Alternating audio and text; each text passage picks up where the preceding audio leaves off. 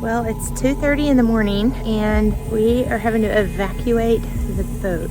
We woke up to the carbon monoxide alarm and we believe it might be hydrogen sulfide coming from a battery, and that's all we know right now. I'm walking up to the hotel to see if they'll give us a room for the rest of the night.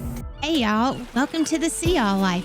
I'm Andrea, this is Tom, and we have 2 pups. We're a couple of Texas transplants living the empty nest life to the fullest. For us, that's living part-time on our 44-foot DeFever trawler in San Diego. Our hope is that as you join us on our dreams and adventures, we'll inspire you to discover your own. Thankfully, our marina is part of a hotel, and yes, I was able to secure one of their last rooms. Okay, so I got us a room. They only had a suite available. We're gonna grab all our stuff and head up to a room. So we're evacuating the boat. We're heading over to the hotel. What do you think it is? What do you think's going on?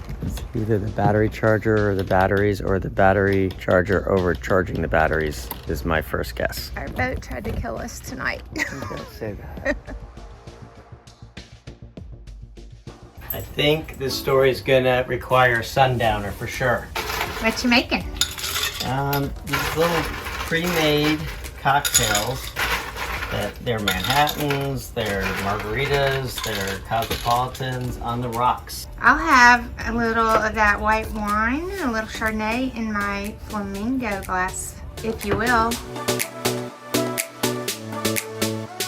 All right, time to tell our story. Let's go. Okay, it was a little bit crazy, but I'm going to tell you basically how it all went down. I left the boat for about 45 minutes just to run some errands, and I had everything locked up. Rosie was inside, and I got back and I just smelled something foul. I looked around, I thought, did Rosie do something? No, Rosie doesn't do anything like that. So I did what any normal American woman would do. I lit a candle, and I thought as I made dinner, oh, that should take care of it. So Tom comes home an hour later, and the first thing he says is, what's that smell? So I came home and it smelled pretty bad, but it was being masked by a scented, fragrant candle. Grapefruit.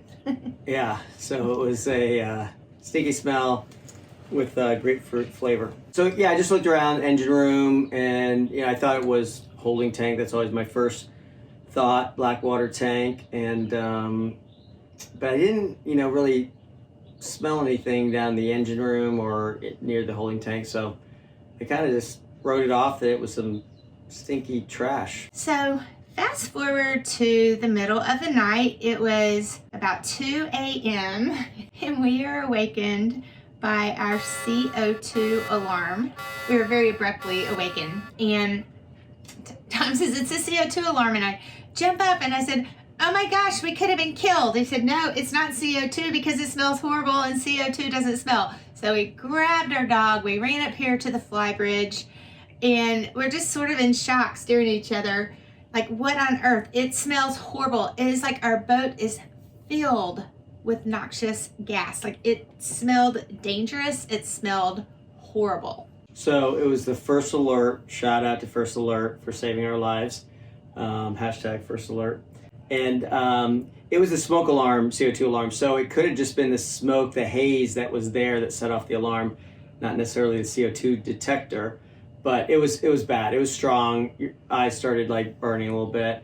I told Andrea and Rosie to pretty much get off the boat, and I did what any normal American male would do.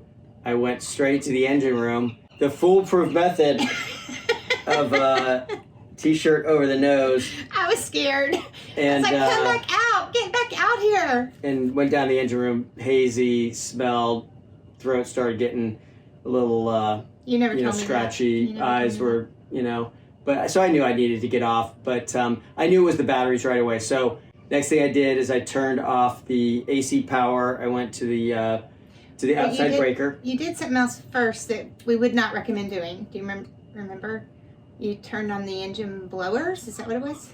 I did turn on the engine blowers to get some of the, that's right, to get some of the smell out of the engine, but that could cause a spark, right, or anything. I mean, you just don't know what the gas is at that point. And But you figured that out. I turned it off right away. Turned that off, yeah. Went to the breaker box, turned off the 30 amp breaker, came back inside, and then turned off all of the battery, all the DC. Because what was happening, not to fast forward too much, is the battery charger was overcharging the batteries. The batteries, had already burned off. These are lead acid flooded batteries, burned off the water, and was just cooking the batteries and creating, what is it, nitrogen sulfate? At that point, we thought it had to do with the batteries. We didn't know for sure.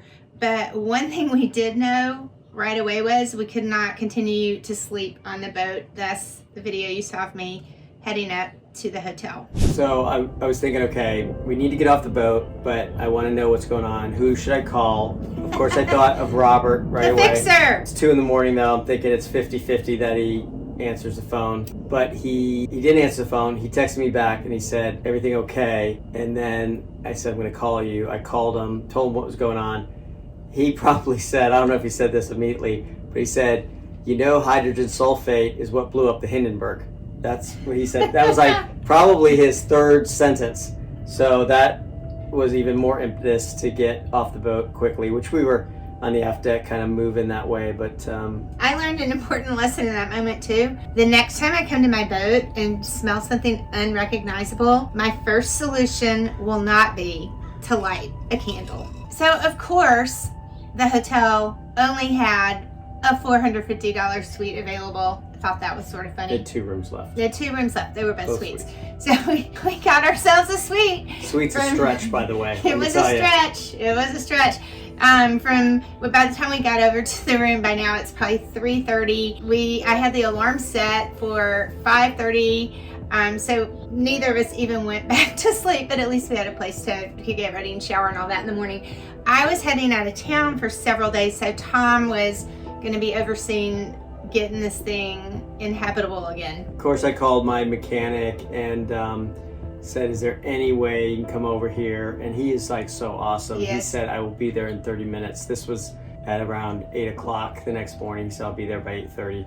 He didn't think it was the battery or the charger, but when he got here quickly, did all the voltage tests and everything and smelled everything and could tell that the batteries were being cooked by the battery charger, overcharging them, basically emitting the gas. So one thing to note is that lead acid batteries might only last you like 3 years. And when we bought the boat 4.5 years ago, the previous owner said, you're gonna have to replace these batteries at some point, probably pretty soon. So at that point they were like maybe 2 years old. So 6-year-old lead acid batteries, they lasted way beyond their shelf life. I didn't know that the batteries could potentially kill us by stretching out the shelf life or the life of the batteries. Oh my goodness. So yeah, so a team of mechanic found a great company, really just awesome. I mean, these batteries weigh close to 90 pounds and we need 13 of the batteries, 12 total. 6 on each side rather, and then we replaced the generator battery as well. So yeah, a whole team of guys came over the very next day Big dudes. to make Big dudes this that, thing happen. Listen, not that I can't lift a 90-pound battery, but you're lifting them over the engine, so you can't even lift with your core. It's all arms, and you have to squat on the engine to get them in and get them out. They got them in and out in like an hour and a half. It was amazing.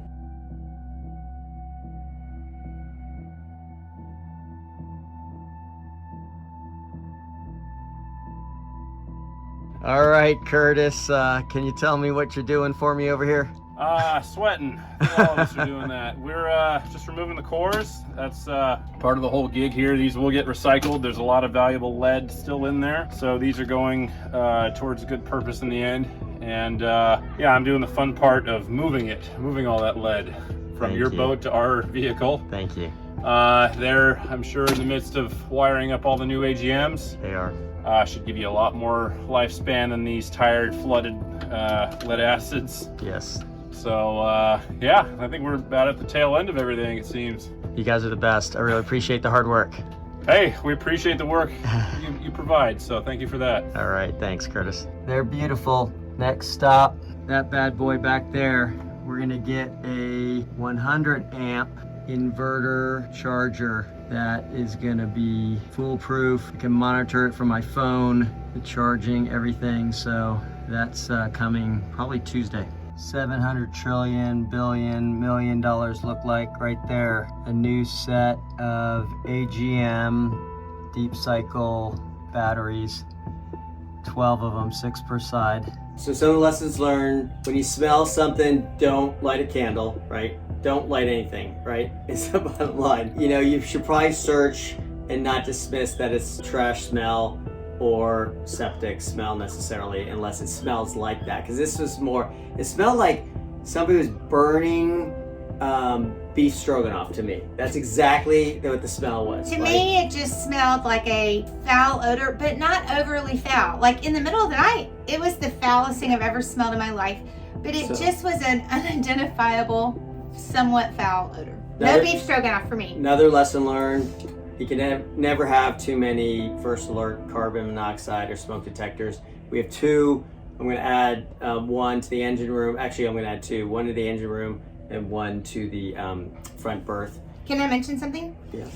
Another thing that's really good, we always shut the door to our cabin and lock it at night. I'm really thankful for that, because we were somewhat protected from all those fumes just immediately coming down into our cabin. Yeah, I should probably shut the engine room door, but that's hit or miss. The other lesson learned is don't do this, and this is not a foolproof, even an N95. Really, if you smell something that's gonna probably be harmful where your alarm's going off, you should just evacuate. If you can, obviously shut off the AC, DC power immediately, all power to the boat. But yeah, you shouldn't go where the harm is or where the problem is.